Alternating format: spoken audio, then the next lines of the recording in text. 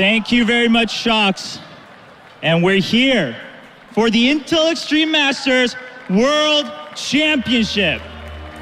After 3 days filled with emotions, it's time for the last two teams. Before we begin, I learned a little something for everyone here. Are you ready? TSM Katowice! It's time for the World Championship Finals of League of Legends. Today's matchup.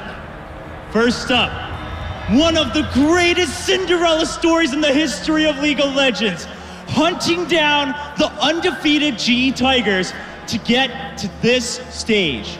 From China, it's Team WE!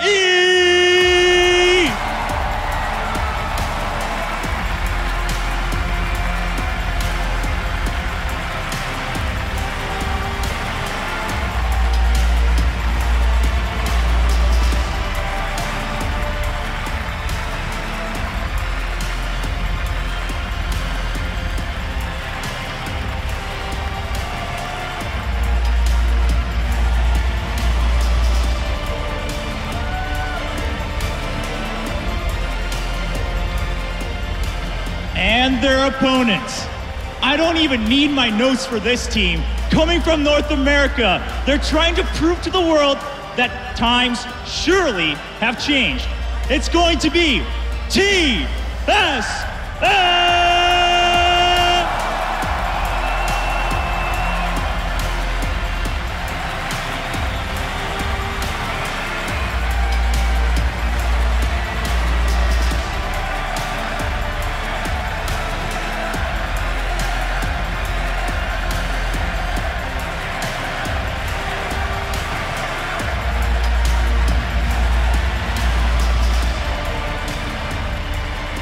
Ladies and gentlemen watching at home, you guys are so jealous you can't be here because the crowd is wild, the teams are ready. We're ready for the League of Legends here in Katowice. It's time to go back to the expert desk and let the battle begin.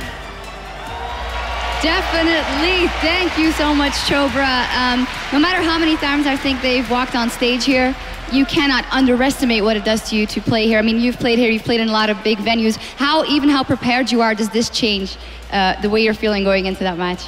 I think that for me, going into this match, it's just going to be exciting to see what they're going to pull up.